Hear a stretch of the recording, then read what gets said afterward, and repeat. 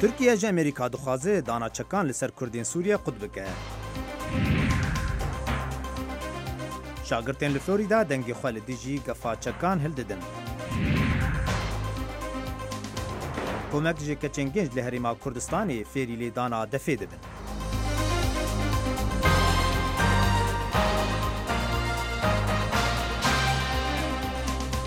Xilaf û rêz û hêviyên xweş ji Kurd Connection li Washingtonê. کورد کۆنەکشن هەموو ڕۆژانێکی سێ شەموان و هەینی لە بەشی کوردی دەنگی ئەمریکاوە ئامادە و پێشکەش دەکرێت و کەناڵی NRT ڕاستە و خۆ پەخشی دەکات. بردومانکردنەکانی دەوروبەری دیمەشق دەستپێکی کورد کۆنەکشنی ئەم ڕۆمانە. حکوومەتی سووریا لە ڕۆژی یەکشەمەوە بردومانێکی قورسی ناوچەی غۆتەی ڕۆژهەڵاتی دەست پێ کردووە. تا ئێستا بەلانی کەم 100 کەس کوژراون و نزیکەی 500 کەسیش بریندارن لە ئاکامی ئەو هێشە ئاسمانیانەی حکوومەتی سووریا کردوونی وەک چالاکوانان پشتڕاستیان کردوێتەوە و دەشڵێن ژمارەیەکی زۆری قوربانیەکان خەڵکی سیڤیلن ئەو ناوچەیەش هێشتا لەژێر دەستی یاخیبوان و توندڕەوانی ئیسلامیدایە کە دەیانەوێت ڕژێمی سووریا بڕوخێنن. حکوومەتا تورکیە ji Amerîka dixwaze goçekan li ser Kurdên Sûriye qut bike û gef li hikûmeta Sûriye jî dike got ew alîkariya Kurdan li Efrînê bike. Her wiha jî serokê Tirkiye got got wê nêzik derbasî nava bajarê Efrînê bibe. Şervanên serhildayên Sûrî piştevaniya Tirkiye xwe li ser sînorê Sûriye û Tirkiye bi cî kirine û ji wir êrişî şervanên Kurd li Herêma Efrînê dikin. Medya fermiya hikûmeta Sûriye di roja duşemê de ragihandibû. Govê hikûmetê çekdarên alîgirên xwe bişîne Efrînê bo alîkariya hêzên Kurdî bikin. Di şerê xwe de li dijî artêşa Tirkiye û alîgirên wê ji çekdarên Rikberiya Sûrî. Wezîrê Derveyê Tirkiye Mevlûd Çavûsoğlu di serdana xwe ji Urdinê re ji peyamnêra re got wê artêşa Tirkiye şerê her kesek bike got destekê bide hêzên Kurdî YPG an PKK û wan biparêze. Eğer rejim buraya PKK'yı, YPG'yi temizlemek için girerse eger rejim derbasî Efrînê be ji bo paqijkirina PKK û YPG wê demê çi kêşe nîne lê eger ji bo parastina wan be wê demê kes nikare me rawestîne. Ev yek ji bo Efrînê û ji bo min bije û her wiha ji bo rojhilata çemê Ferêd. Tirkiye yek ji herî dijberên tundin li dijî serokê Sûriye Beşar el-Esed lê di heman demê de ew dibêje tu xaka wê li Sûriye tune ye. Ankara şervanê hêza Kurdî wekû terorîst dide nasîn. Gogefê li sînorê wê dikin. Her wiha jî Tirkiye torabûna xwe diyar da di dema got Amerîka çek da Kurdan ji bo nehêlana Daişê li Sûriye. Wezîrê Derveyê Amerîka Rex Tillerson di serdana xwe de ji Tirkiye re hewl da got bigêje rêkeftinekê digel Tirkiye de ya hevalbenda NATOyê. Em ê bi hev re kar bikin û çeka rawestînê. Em ê li ser babetên evê ku pirsgireka di navbera me de tînoholê em ê kar bikine. Bi ser gotinên dilxweşkirinê yê Tillerson ji Tirkiye re lê di doh dişemê de Tirkiye navê cada balyoza Amerîka li Ankara guherte piştî hilmetên xwe yê leşkerî li ser Efrînê. Her wiha jî kardestên bala yên hikûmeta Tirkiye hişdarî dan Amerîka bi piştevaniya Kurdan li min bicê. Eğer netice çıkmazsa bu görüşmelerden elbette. Eger me çi encam ji danûstandinê li gel Amerîka negirtin, Tirkiye dê gotnaxweya dawî hebe. Wî çaxî Tirkiye dê terorîstên Kurd ji wê derê paqij ketin weke çawan niha terorîstan ji Efrînê paqij dike. Hêvîdarîn ev yek bi danûstandina bê çareserkirin bê ku operasyonekê encam bidîn. Bu konu çözülür. Wekû tê zanîn got hêza Kurdî bajarê min bicê xist jêrî kontrola xwe piştî rizgarkirina wê ji destê Daişê. Lê Tirkiye neraziye ji vê encamê ji ber cihê wê yê stratejîk li Rojavayê çemê Feratê û dibêje got ev bajarekî erebî ye û divê got vegere jêrî destê Ereban. گەورە کاربەدەستانی تورکیا ئاگاهی دەدەن لە هەر جموجۆڵێکی لەشکریانەی حکوومەتی سووریا بۆ پشتیوانی کورد لە ناوچەی ئەفرین لە سووریا دەشڵێن هەڵوێستێکی لەو شێوەیە نابێتە ڕێگر لە بەردەم ئانکەرە بۆ بەردەوامیدان بەو هێرشەی یەک مانگە دەستی پێکردووە. ئەم هەڕەشانەی تورکیا لە کاتێکدایە هێشتا ئەشکران نییە ئایا ڕێککەوتن لە نێوان یەپەگە و حکوومەتی سووریادا کراوە بۆ ئاوەها هەنگاوێک. دکتۆر بیلال وهاب لە نێوەندی واشنگتن بۆ سیاسەتی ڕۆژهەڵاتی نزیک میوانی کورد کۆنێکشنە دکتۆر سپاس بۆ ئامادەبوونت. مانگێک لەمەوبەر کە تورکیا دەستی کرد بە هێرشەکانی خۆی داینابوود لە ماوەی 3 ڕۆژدا کۆنتترۆلی تەواوی ئەفریم کا بەڵام هەتا ئێستا نەیتوانیوە. هەڵسەنگانی تۆ چییە بۆ ڕۆژە؟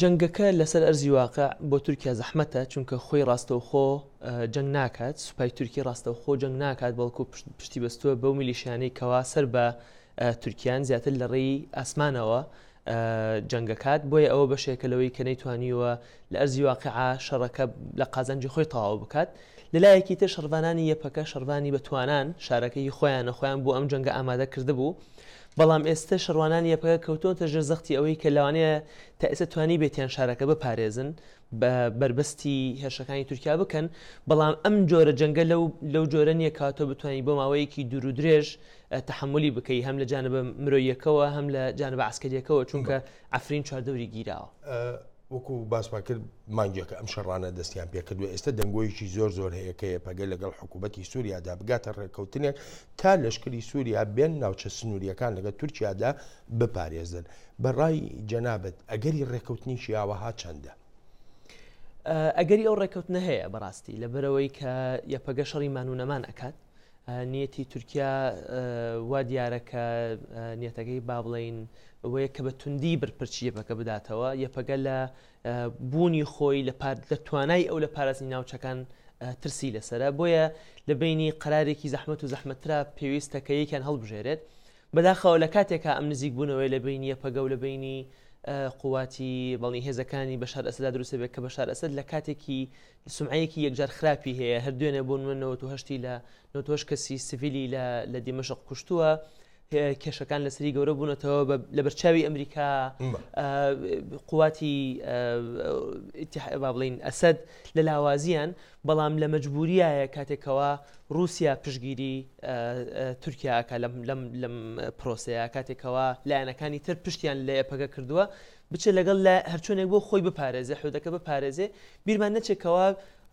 جۆرە لە پەیوەندی ئابووری لە نێوان ئەسەد و لە نێوان یەپەگا بە بەردەوامی هەر هەبووە بەڵام ئەمە بارێکی عسکەری شەخاتە سەر ئەو پەیوەندیە ئەتوانی بڵێ سیاسی و ئابووریکەوە پێشتر هەبووە دەڵێ رووسیا پشگیری تورکیا دەکا ئەدی لە ڕێککەوتنیشی ئاوەهادا پێ دوایە رووسیا بتوانێت ڕۆڵە یەکلاکەرەوەکە ببینیە لە نێوان یەپەگە و حکوومەتی سووریا لە ڕاستیە رووسیا دەیەوێت لە جەنگێکی سارد کە لەگەڵ ئەمریکا هەیەی باڵا دەست بێت بۆیە ئەگەر هەر سەیری ئەم جەنگەی سەر عەفرین بکەیت لە هەمان کاتە هاریکاری عەفرینەکە لە هەمان کاتە هاریکاری تورکیاشەکە هەریکاری تورکیاکە بۆی کەەوە ئاسمانی سووریای بۆ کردوتەوە بۆی کەوا هێرشی ئاسمانی لەسەر عەفرین بکات لە هەمان کاتیشە هاریکاری عەفرین ئەکات هاریکاری لایەنەکانی دژ بە تورکیا ئەکات بۆ ئەوی کەوا تورکیا سەرکەوتنێکی زۆر ئاسان و خێرا بەدەست نەهێنێت ئامانجی رووسیا لە کۆتاییە ئەوەیە کەوا قەراری داهاتووی سووریا بەدەست ئەو بێت بۆیە چەند شەڕەکان درێژ بن چەند لایەنەکانی تر سەرکەوتوو نەبن و فاشل بن ئەو نە بۆ رووسیا قازانج ئەمە ئەمانجی رووسایە هیچ سەودایەک هەیە لەسەر ئەمە بکرێ لە ناوچەکانی سووریادا ئەبێ سەری ئامانجەکانیان بکەین ئەمە کە ئیسە ڕۆەدا لە عەفرین ڕاستە لاوازی ئەمریکا دەرەخات کەوانەی توانی و ئەم شەڕە ڕابگرێت بەڵام لە هەمان کاتە بێمتمانەیەکی قوڵ کە لە نێوان ئێران و تورکیا و رووسیا هەیە لە هەمان کاتە ئەویشی دەرخستووە لە هەندێک بابەتە کاتێککە ئەم سێ وڵاتە یەکەگرن دەرکەوتووە کەوا لەم بابەتە یەکگرتنیان ئاسان نییە چونکە ڕاست ئەوان بەرەیەکن دژ بە بەرەی ئەمریکا بەڵام لەناو خۆشیانە ناکۆکن و ئێستا رووسیا ئەمە بە فرسەتێکە زانێت کە بتوانێت باڵادەسی خۆی لەو هاوپەیمانە سێ قۆڵیا بەرپا بکە زۆر بە کورتی پێمی بڵێ نەوت چ ڕۆڵەگە بینێ ئەلم جۆرە لێکدانەوە و بیرکردنەوەی رووسیادا نەوت بۆ رووسیا و بۆ تورکیا گرنگە ئامانجی رووسیا ئەوەیەکەوە لە ڕێی تورکیاەوە خەتێکی تری گاز بۆ ئەوروپا بکاتەوە خۆی بکاتە بەدیلێکی وڵاتەکانی ڕۆژهڵاتی ناوەڕاست وڵاتەکانی خەلیج و پشت بەستنی ئەوروپا بە خۆی قوڵتر بکاتەوە تورکیاش ئامانجیەوەی هەیەکەوە ببێتە ناوەندێک کەوا لە ڕێی تورکیاوە غاز و وزە بگاتە ئەوروپا بۆی کەوای هەزی خۆی بەرامبەر ئەو زیاد بکات بۆیە لەم خاڵە یەکتر ئەگرنەوە بەڵام وەکو ئەزانی سووریایەکە لە وڵاتانێکەوە هەم خۆی نەوتوگازی هەیە مەکرێن نەوتوگازی پیاتێپەڕ بە پازدەچێکە پێم بڵێ ئێران لێرەدا چ ڕۆڵی شێوێ ئێران لێرا دەوری مراقبی هەیە ئێران لێرا دەوری سێرکەری هەیە بەڵام دۆخەکە لە قازانجی ئێران نییە لەمەیکە لە عەفرین ڕۆدا دکتۆر بیلال زۆر سپاس دەکەم زۆر سپاس دەکەم سەیف وعدوڵڵا یەکێک بۆ لەو منداڵانەی تێرۆریستانی دەوڵەتی ئیسلامی دەستگیری کردبوو لە ساڵی 2017دا ئازاد کرا سەیف بە پەیامنەری دەنگی ئەمریکای وتووە لەو ماوەیەدا کە گیراوە داعشەکان وانەی ئیسلامیان پێداوە و لە یەکێکیش لە بنکەکاندا لە سووریا مەشق و ڕاهێنانی سەربازی پێکراوە.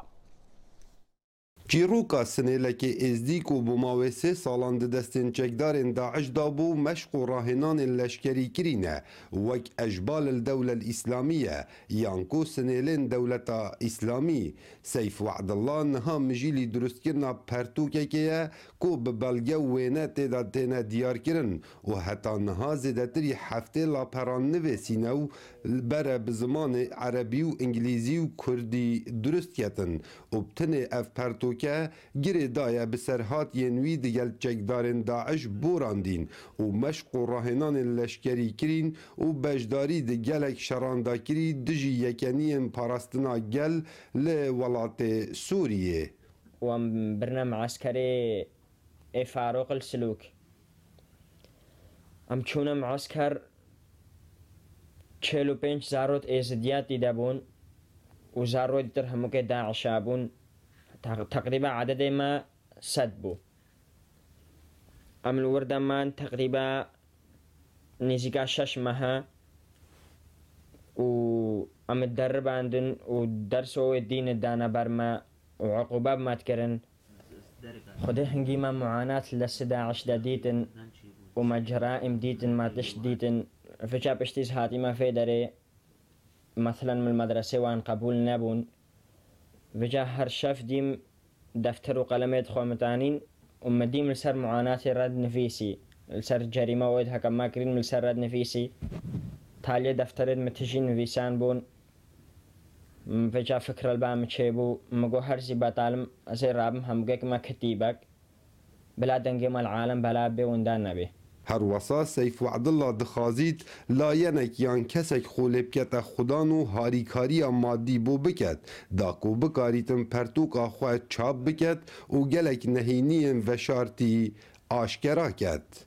Veca min ser muanat here nivîsîne hemû li ser şingalê re û li ser gundê min û koço re min nivîsîne veca مثلا جهك نينا دعما ما بك ومساعدة ما بك نوها مثلا أسطال بيتكم هكا منظميك أو كابنيتش دار نشرك تشتك مساعدة ما بك في كتيبة جدنجي مع العالم بلا بك وكتيبة بتر سیف وعدالله لداویە ساڵە 2017 قورتال بووە ji destên çekdarên Daeş li gel firqa Umar bin Xettab bû ketîba El-Şehade. Seyf ji dayîkbûyê sala 2000 û niha çi ji çarenivîsê deybabên xwe û xîşkeka xwe nizanît. Tinê ew û birakekê xwe di kerevanekê da jiyana xwe borînin. Kawa Umer dengê Emerîka, Kempa Qadiya. Di pevçûna doh êvarî de di navê polîsên Îranî de û alîgirên rêberê Oldarê Sofî Nur Elî tabende de bêkemî 5 alîgirên wî li ser destê polîsan hatin kuştin û li nêzî 30 kesê din jî birîndar bûn. Her wiha jî ji ber van nakokiyan di navê vê civatê de û hikûmeta Îranê de li nêzî 300 kesê din jî hatine girtin. Alîgirên tabende li pêşiya mala wî li Tehranê kom bûn û xwepêşandan kirin ji ber tirsa wan got polîsê Îranê wî bigirin. Di helmetê dawî de ji aliyê polîsên Îranê li dijî civata Sofyan lê Îranê. Wekû tê zanîn jî got tabende yên salî ew di dema şoreşa Îranê de sala 1979 de ew cîgirê wezîrê dadweriyê bû. ئێران و ئیسرائیل یەک ئەوی تر گونەهبار دەکات بە شەڕانگێزی لە ڕۆژهەڵاتی ناوەڕاستدا. تەل ئەڤیڤ و تاران ئاگاهیش دەدەن سەبارەت بە بەرزبوونەوەی ئاستی مەترسیەکان لە ناوچەکەدا. سەرۆکوەزیری ئیسرائیل ئاگاهیشی داوە کە ئێران لە 10 ساڵدا بۆمبی ناوچی دروست دەکات. بنیامین نەتانیاهۆ سەرۆکوەزیرانی ئیسرائیل کە ڕەنگە لە وڵاتی خۆی بەهۆی گەندەڵی بەرپرسیار بکرێت ڕۆژی یەکشەمە لە کۆنفرانسی ئاسایشی مونیخ ئامادەبوو تا هەشدارێکی ڕوون بە بەشداربووان بدات. ڕێکەوتنی ناوچی لەگەڵ ئێران ماوەی دەسڕاگەیشتنی ئێران بە چەکی ناوچی کەم کراوەتەوە. ئێران لە ماوەی کەمێک زیاتر لە 10 ساڵ چەکی ناوچی دروست دەکات. نتانیاهو شتێکی لە کۆنفرانسەکە بەشداربووان نیشاندا وتی ئەمە لە تێک لە فڕۆکەیەکی بێفڕۆکەوانی ئێرانە کە بۆ هێرش بۆ سەر ئیسرائیل بەکار هاتووە. نتانیاهو وتی دەستێوەردانەکانی ئێران بۆتە هۆی گۆڕینی هاوپەیمانە ناوچەییەکان. ڕفتاری ئێران عەرەبەکان و ئیسرائیلی بە شێوازێکی سەیری لە یەک نزیک کردوتەوە. ئەمە دەتوانێت ڕێگا بۆ ئاشتێکی گشتگیر و لە کۆتاییدا ئاشتی ئیسرائیل و فەلەستینەکان خۆش بکات. تەنیا یەک کاتژمێر پێش قسەکە نەتانیاهو ئیسرائیل چەند هێرشی ئەنجامدا بۆ سەر غەزە و لە دەرەنجامیدا 2 کەسی کوشت. ئەم هێرشانش دوای ئەوە بوو کە تەقینەوەی بۆمبێک بۆ هۆی برینداربوونی 4 سەربازی ئیسرائیلی. ڕۆژی یەکشەمە لە مونیخ وەزیر دەرەوەی ئێرانش لە کۆنفرانسەکە قسەی کرد و قسەکانی سەرۆکوەزیرانی ئیسرائیلی وەک گاڵتەجار وەسف کرد. ئیسرائیل لە هێرشبردن بۆ سەر وڵاتانی تر وەک سیاسەتێک کەڵ وەردەگرێت. دوژمنی دراوسەکانیەتی گەمارۆی ڕۆژانەی خستۆتە سەر سووریا و لوبنان و وڵاتانی تری عەرەبی. زەریف وتی تاران بە پێی ڕێزگرتنی دوولایەنە خوازیاری ئاشتی لە ناوچەکەدایە. ئێران لەسەر و باوەڕەیە کە ئاسایشی ئێمە لە کەندا و پێویستی بە داڕشتنی نوێی ئاسایشی ناوچەیە. مەترسی شەڕێکی ناوکی کاریگەری لەسەر کۆنفرانسەکە هەبوو بۆ وێنە باسی وڵاتی وەک کوریای باکووری کە چەکی ناوکی هەیە و بەردەوامە هەوڵەکانی بۆ برەوپێدان بە جبەخانەی ناوەکی و کاراترکردنی. بەئاتریس فن براوەی خەڵاتی ئاشتی نۆبل لە هەڵمەتی نێونەتەوەی بۆ لە نێوبردنی چەکی ناوەکی بە دەنگی ئەمریکای وت کە کۆمەڵگای نێونەتەوەی ناچار ڕۆژی خۆی بگۆڕێت. چەکی ناوەکی مەترسیەکی گەورە بۆ کۆمەڵگای جیهانی دروست دەکات. زۆر گرنگە هەموو حکوومەتەکان ئەوەیان لەبیر بێت ئەگەر بەردەوام بن لە ئەو سیاسەتانە ئێستایان چەکی ناوکی دێتە کایەوە و پێویستە بە پەلا بەرەو داماڵینی چەکی ناوکی بڕۆین. کۆنفرانسی مونیخ نیشانیدا چه دابڕانێکی قوڵ هەیە لە نێوان ڕێکەبەران لە ڕۆژهەڵاتی ناوەڕاست و لایەنەکانی تر لە بوارەکانی تردا. ئەو هیواداریە هەیە کە ناسینی مەترسیە جدیەکان لە جیهاندا ببێتە هۆکاری هاوکاریکی سەرەکی بۆ کەمکردنەوەی ناکۆکە گرنگەکان. حکومتا ایران ایرو سێشەمێ دا گوت گۆفرۆکا ئیران یا کامپانیا ئەزمان ئێرلاین یا بناوێ ART 72 یا گۆکەتبوو خوارێ هاتە دیتن ji aliyê helîkoptera supayê pesdaranê Îranê wekû hate diyarkirin got taximê firokê bi tevayî hatin kuştin. Firok di roja yekşemê de ji ber mijê kete xwarê li ser çiyayê dene lê başûrî Îranê û ev firokê ji firokên biçûk e got li nava bajarê Îranê bi kar tê ji bo gerên Kurd. سەرۆکی وڵاتی گرتوەکانی ئەمریکا پۆستێکی نوێی کردووە سەبارەت بە دەستێوەردانی ڕووسیا لە هەڵبژاردنەکەی ساڵی 2016 سەرۆکایەتی ئەمریکادا. سەرۆک دانالد ترامپ تۆڕی کۆمەڵایەتی تویتەردا لۆمەی براک ئۆباما سەرۆکی پێشووی ئەمریکای کردووە بەوەی سەر و سەودایەکی خراپی لەگەڵ ئەو دەستێوەردانەدا کردووە و دەنووسێت بۆچی ئۆباما هیچ شتێکی نەکردووە بەرامبەر ئەو دەستێوەردانەی ڕووسیا خۆ ئەو کاتە براک ئۆباما سەرۆکی ئەمریکا بوو. ji ber bûyera dibistana Florîdaya got encama wê de 17 şagird jiyana xwe ji destan li ser destê çekdarekî şagirtên wê dîbistanê dengê xwe heldidin li dijî yasaya hilgirtina çekan li Amerîka dixwazin got ew bê qedexe kirin. لە کاتێکدا ئەستەنداری فلۆریدا ڕکسکات لە ڕۆژی چوارشەمە لە بەڕێوەچۆنێکدا کە لە کەلیسایەکدا بۆ کوژراوانەی خوێندگای ئامادەیی مارجری ستۆنمان داگلاس بەڕێوەچوو بەشداری کرد و لە کۆتایی ئەم هەفتە بە خاک سپاردنەکان بەڕێوە دەچێت لەولەوە پێشنگایەتی هەرە گەورەی ساڵانەی چەک فرۆشتن لە مەیامی بەڕێوە دەچێت کە هەر کەسی دەتوانی لەوێدا چەک بکرێت لە نیوانیان AR-15 کە لە تەقەکردنەکانی ئەم دوایەی خوێندگاکاندا بەکارهاتوو. لە هەمان کاتە لە واشنگتن ڕێبەری زۆرینەی سنان چاک شۆمەر لە دیموکراتەکانی نیویۆرک وتی بۆژەی ساڵی 2019 کۆشکی سپی چەکڕین ئاسانتر دەکات. لە ڕاستیدا بودجێی سەرۆک ترامپ دارایی لە سیستمی بەدواچوونی ڕابردووی پێشینەدا بڕیوە بۆ هەردوو ئەوانەی کە تاوانبارن و ئەوانش کە نەخۆشی دەرونیان هەیە کە نابێ خاوەن چەک بن. ترامپ تاوانباری FBI دەکات بۆ ڕێگەنەگەرتن لە تەقەکردنەکەی خوێندگاکان. جێگری سەرۆکۆمار مایک پێنس وتی بەڕێوەبەرەتی ئاسایشی خوێندگاکان دەکاتە هەر کاری سەردەستەی. بەڵام ڕزگاربوانی تەقەکردنی خوێندگاکەی فلۆریدا و خوێندکارانی تر لە سەرانسەری وڵاتەکەدا زۆر تۆڕان لە بەرامبەر کەمی کردار لەلایەن ڕێبەرانی ڕامیاریەوە. ئێمە گەنزاڵس یەکێک لەوانەیە کە ڕاشکاوانە لە دژی ئەوانەدایە لە ڕێکخراوەی نیشتمانی تفەنگ پارە کۆ دەکەنەوە. بۆ هەر کام لە سیاسیانەی لە NRA پارە وەردەگرن شەرمە بۆتان. گەنزاڵس وتی ترامپ $30 میلیۆن لە لابی چەک وەرگرتووە. ئەگەر دابەشی بکەی لەسەر ئەو کەسانی لە ئەمریکادا بەتەقە کوژراون لە مانگ یان مانگ و نیوێکدا تەنها لە ساڵی 2010 $5,800 بووە بۆ هەر کەسێک. ئایا ترامپ ئەوەیە بەهای ئەو خەڵکانە بۆ تۆ؟ چەندین بزوتنەوەکو پاشان من قەت نەجارێکی تر لە هەوڵی ئەوەدانە سەرانسەری وڵاتەکەدا لە بەرامبەر ئەوەدا ڕابوەستن کە وەکو دەبینرێت ئاساییەکی نوێ بۆ ئەوەینەوەی نوێی ئێستا کەشیانی ئەوەی هەیە لە خەنگاکانە بکوژیان چالاکان بە دوای پێکەنانی ئاساییەکی نوێدان کە شەرمە بۆ ڕامیێرزانەکان پارە لە لابی چەکوەربگرن. پلانی خۆپێشاندان لە مانگانی داهاتوودا لە ئارادایە وەشیانی مانگرتن لە خوێندن هەیە تا ئەو کاتەی داخوازیەکانی خوێندکاران لە یاسایەکی هەستیار و گونجاو بۆ چەکڕین دێتە دی. دەستدرێژیکردنی سێکسی و دواتریش کوشتنی کچێکی تەمەن 7 ساڵ لە یەکێک لە شارەکانی پاکستان هێشتا شمایی شۆکبوون و تووڕێی و ناڕزایی خەڵکە لە وڵاتەدا. ئەم جۆرە دۆسەیانەش جێی مشتومڕی گشتی نەبوون لە وڵاتە کۆنە پارێزە ئیسلامیەدا تا کوژرانی زەینەب. هێشتا بۆ زەینەبی کچە 7 ساڵانەکەی دەگری. زەینەب بچووکترین منداڵی خانەوادەکە بوو. هەروەها دەیزانی کە چۆن باوانی دڵخۆش بکات.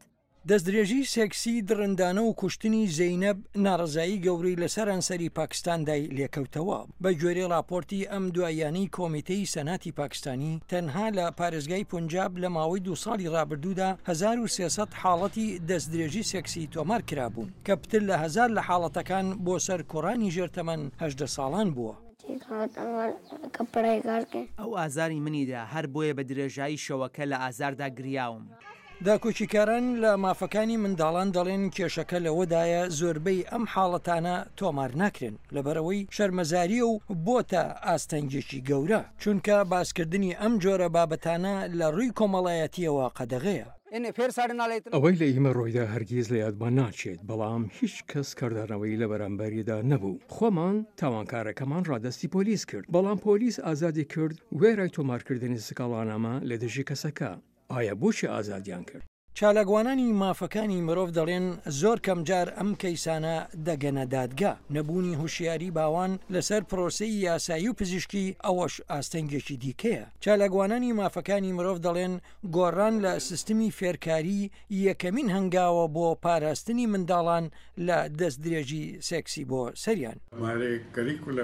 لە بەرنامەی خوێندنی مناڵاندا هیچ ئاماژەیەک نەکراوە بەوەی کە ئایا چ جۆرە ڕەفتارێک نابەجێیە. زۆرێک لە هاوڵاتیان داوای ڕێگەی دروست دەکەن کە تایدا باوان و مامۆستایان ئەم بابەتە لەگەڵ خوێندکارە منداڵەکان باس بکەن. خوێندکاران زۆر منداڵن بەڵام ئێمە پێمان گوتون لەگەڵ کەسی نەناسراو نەڕۆن یان ئەگەر کەسێک هەوڵیدا بتگرێ یان دەستت بۆ بەرێ هاوارکە و ڕابکە. هاوکاتی ئەوەی زەینەبی قوربانی هەرگیز ناگەڕێتەوە بەڵام زۆرێک لە پاکستانیەکان بڕوایان وایە دەبێت ئەو کوشتنە تۆقێنەرەی زەینەب ببێتە زەنگێکی ئاگادارکەرەوە بۆ ئەوەی گۆڕانکاری پێویست بکرێت ئەمەش لە پێناو پاراستنی ژیانی بە هەزاران لە منداڵانی هاوشێوەی زەینەبی قوربانی. لێ چینê dîmeneke sey rûda di qalkê ezmanî de li ser bajarê harbin lê bakurî Rojhilatî Çînê.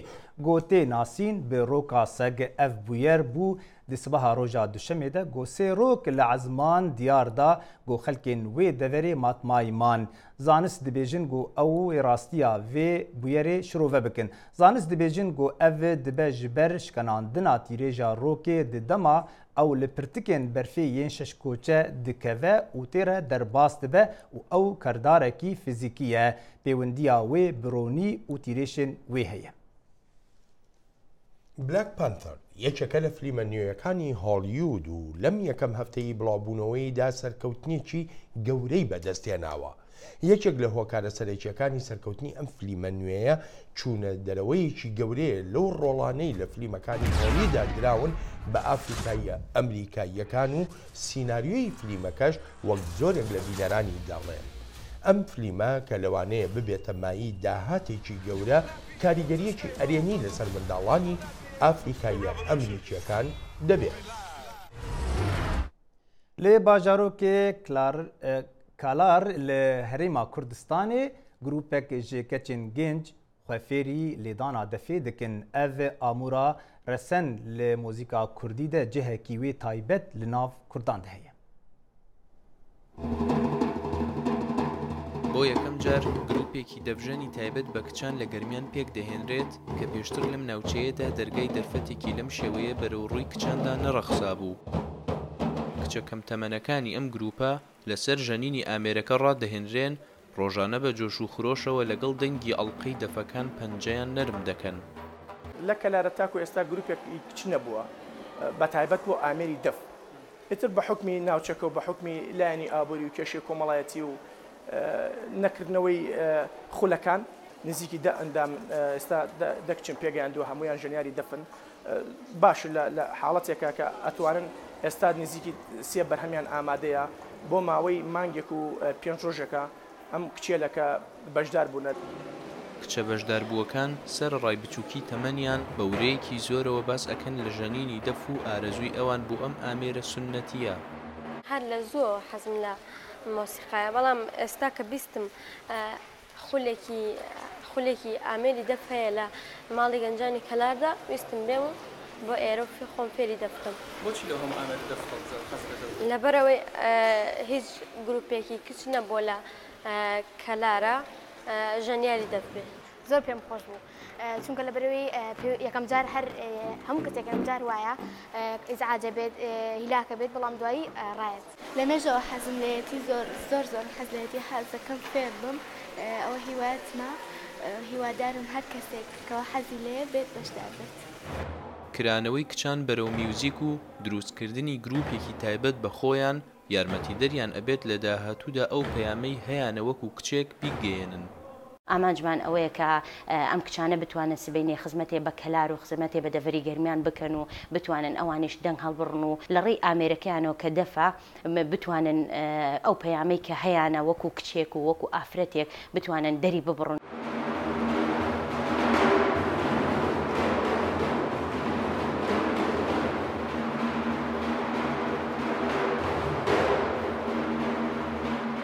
سەردەمانێک لەم ناوچەیەدا ئازادەکانی کچان زنجیر کرابوو بەڵام ئێستا لە ڕێی یاریکردن بەم زنجیرانەوە ئاوازی کرانەوە ئاژەنن. ڕێبازمەجید دەنگی ئەمریکا کەلار. راپۆرتێکی جوان بوو منداڵان کاتێک کە دەزەکەن بە دەفزەنین ئامورە دەف یەکێکە لەو ئامێرە موزیکیانی کە لە دێر زەمانەوە لە پەرزگاکاندا لە ناو شاخەکان لە عشکەوتەکاندا بەکار هێنراوە. هێندی منیش ئاگادار بم هونەرمەند هەژار زەهاوی لە ماستەرنامەکەیە دەیسەلمێنێکە ئامێرێکی کوردیە. منێن بخێر و خۆشێت هەر شاد بن.